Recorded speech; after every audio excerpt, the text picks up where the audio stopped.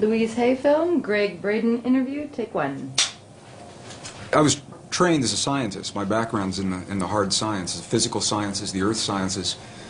In the 60s and 70s, when I received that training, there was no room for the possibility of the kind of things that we're talking about now, the kinds of things that suggest that our inner world and our inner thoughts, feelings, emotions, beliefs in any way affect the world around us. And it was through direct experience what I began to understand was that this is the great secret that everyone knows except us in the West. Almost any other culture that we go to, from the monasteries in Egypt and Tibet and India and Bolivia and Peru, the indigenous traditions, little villages in the Andes Mountains, they all know that there is this experience that we can have inside of our bodies that affects our world in some way, and our science simply has not allowed for that historically. Well, I was trained as a scientist, and I was trained to look in the world around me for my answers, so I began to go to these places. I began to go into the monasteries, all the places that I mentioned. And it was through the direct experience of sitting in the presence of people who have lived and practiced the kinds of traditions that Louise Hay and the other authors I'm so blessed to be sharing the stage and this information with, that they teach about. And what we begin to understand is that this is the place where science got it wrong. There are two places, two assumptions that science has made, modern science.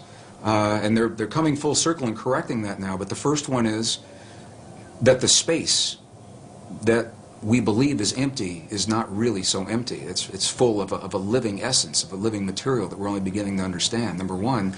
And number two, the fact, and it is a fact now, that we may have experiences inside of our bodies that influence the world beyond our bodies through the conduit of what's in this space.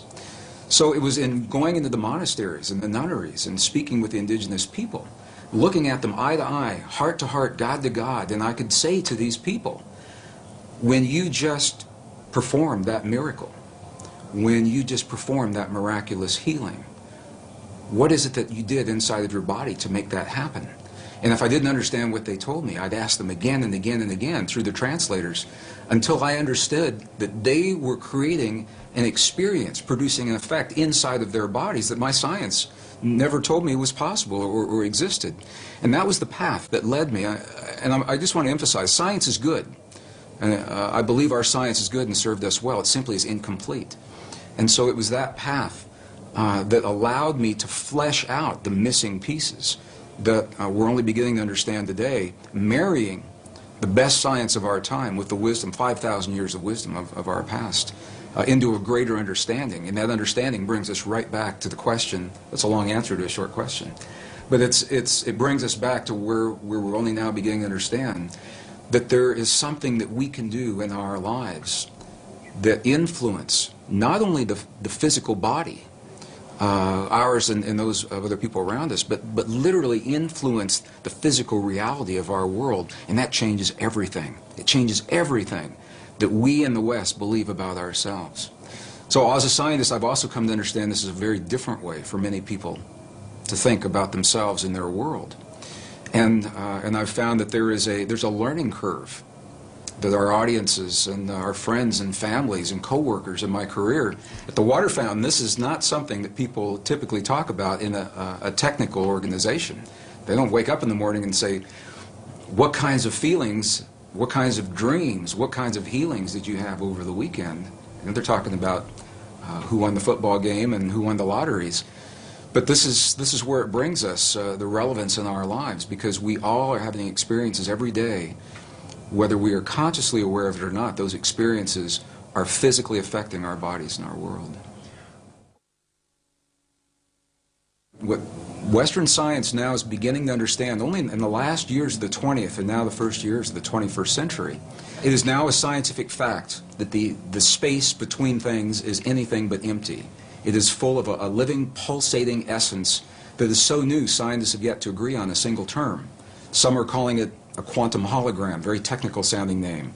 Dr. Edgar Mitchell, the former Apollo astronaut, I've had the honor of sharing a stage with him a number of times. He calls it nature's mind. Stephen Hawking calls it the mind of God. Others simply call it the field. In 1944, the father of quantum physics, Max Planck, identified the existence of this field, and he called it the matrix. He said, underlying everything that we see, our bodies included, everything we see in the world around us in our bodies, he said, there is the existence of what must be a conscious and intelligent mind. This is his language in 1944. He said that this mind is the matrix of all matter, and it's from his work that the movie series began and many of the ideas that we have today. So what we know is this, is that we have the opportunity to influence that field in ways now that we're only beginning to understand. It's done through the human heart. It's not a thinking process. Thoughts are important. The ancients made a distinction between thoughts and feelings and emotions. And it's the feelings that are centered in our heart, what are called coherent, heart-based emotions.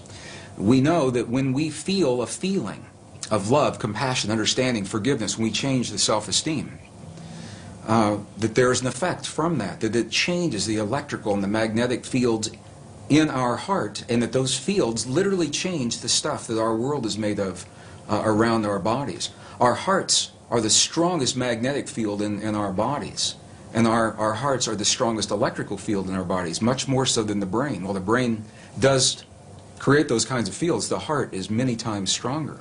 And what the science now is showing is that when you can change the field that the atom is in, you change the atom, and we're made of those atoms.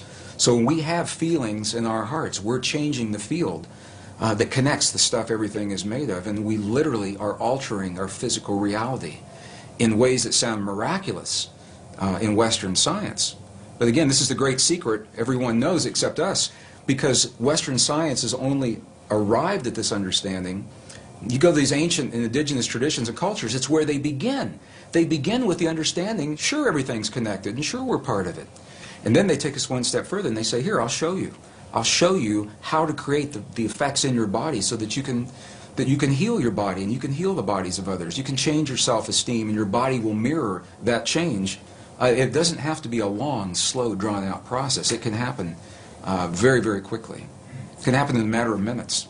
We have video documentation from medicineless hospitals in Beijing, China, for example, where they understand these practices and they've employed them for several thousand years.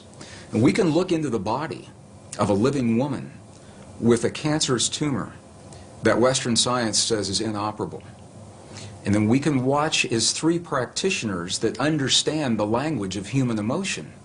They create the feeling in their bodies.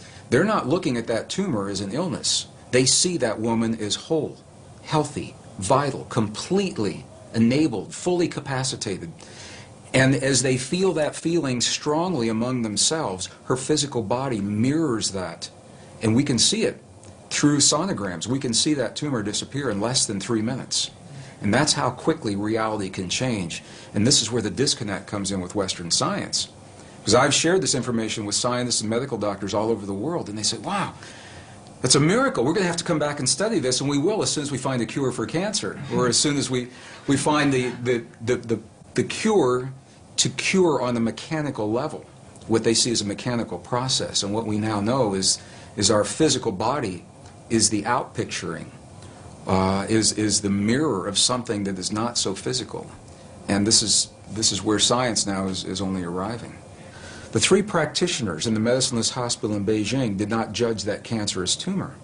They didn't judge it right, wrong, good, or bad. They said it's a quantum possibility, and there are many possibilities. Of course, this is just one. They said, now we're going to choose another one. But this is a subtle and very, very different way of looking at things, because they acknowledge what is and invite a new possibility rather than having a charge on what is there and feeling that somehow we have to manipulate or cut out, in the case of a tumor, or change, hammer the physical reality into submission. What they're doing is acknowledging that moment, that example, and they're changing it on the level of what we would call the quantum blueprint. They're feeling the feeling as if another possibility has occurred, and in doing so, allowing that possibility to replace the one that exists without judging the one that exists.